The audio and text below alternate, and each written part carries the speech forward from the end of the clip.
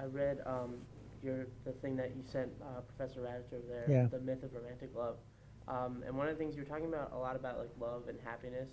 And one thing I've observed at least is I feel like a lot of people associate how like love equals happiness. Hmm. But like how would you define happiness in like your own terms? I feel like you've had a lot of cool experiences in your life. But like, Well, Aristotle noticed those young men, the 300 Spartans, mm-hmm. who gave their lives, uh, Battle of Thermopylae. yeah, in front of him to stop 1 million Persians Mm-hmm. uh, from invading. Somebody makes the comment, one of the poets maybe, that they died happy. Why? Because were doing their utmost with great bravery, and every one of them gave his life, down to the last man, to save their city. They were dying as good Spartans. Mm-hmm. This is what a good Spartan young man should do. He owes everything he has to the city. This is the way he pays back his duty. And so they died happy, living at the highest level of life they could live. And that's what happiness is. It's achievement. If you achieve things, that makes you happy. It isn't a feeling.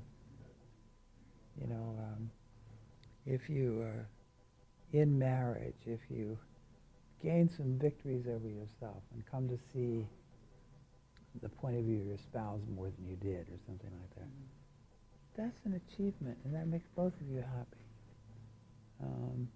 And you know that the other person is just not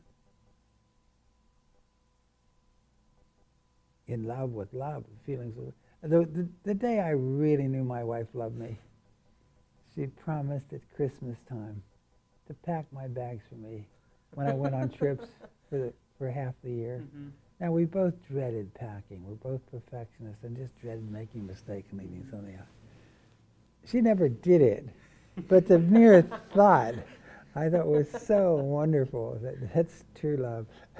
Doing what she hated to do to take it easy, make it easier for me. Okay. So, Yeah, thank you again. This was a really great presentation.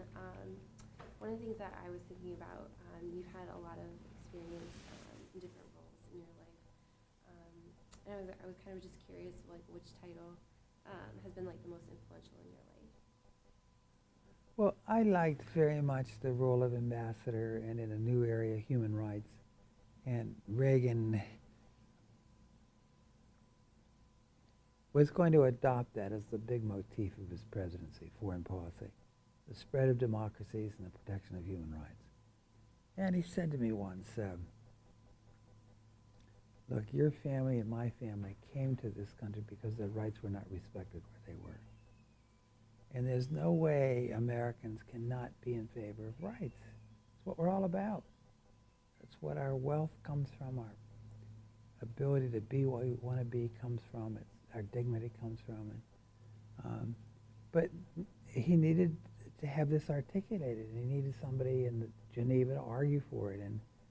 And I didn't understand why they picked me, but they did. And I thought it was just terrific. Well, you know, I kind of got my head chopped off, but we won, you know what I mean?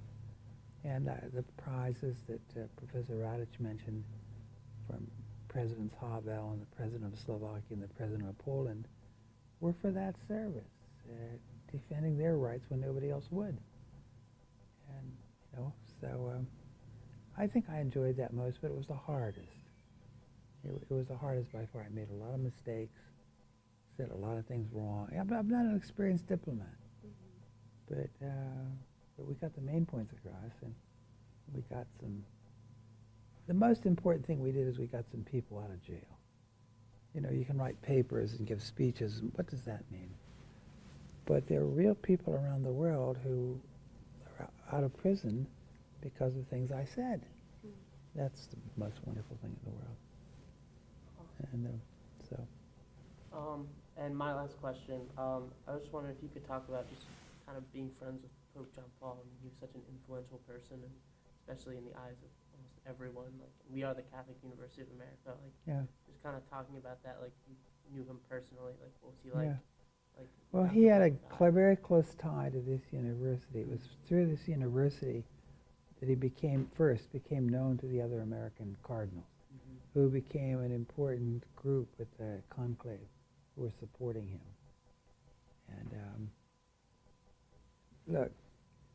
reminded me of my uncle, from Central Europe. I mean, and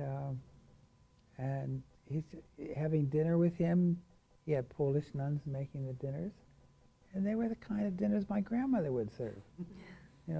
Chicken broth and and little things of pork or whatever. Sometimes sauerkraut, whatever. Sometimes pasta, in keeping with being in Rome. But it was very much like being at family dinner.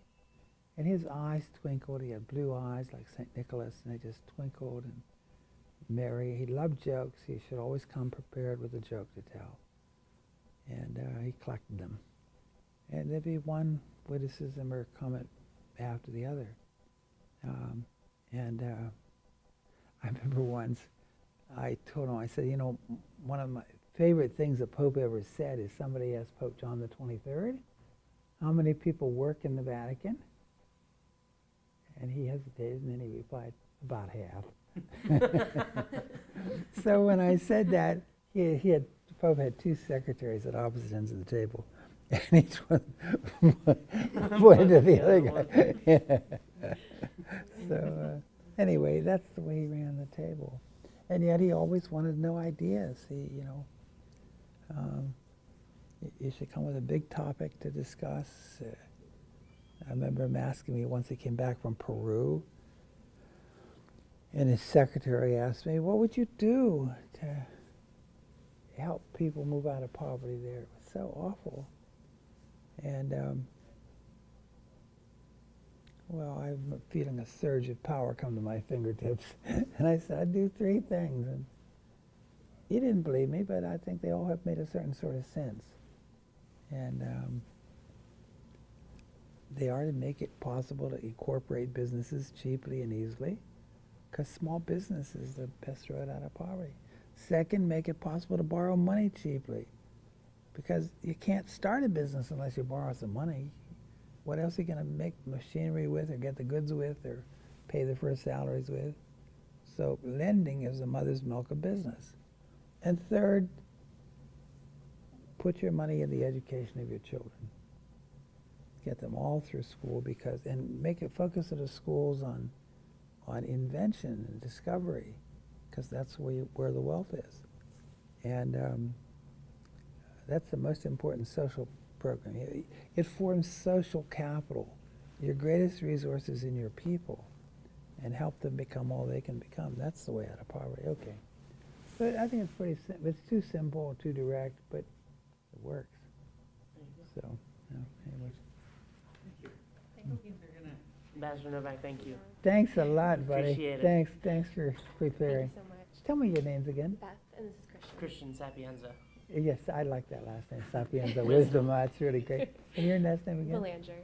Belanger. Yes. Great. Good to see you. Thanks very Thank much. you so much. Awesome. Thank Yeah, you very thanks. much. We Great. appreciate it.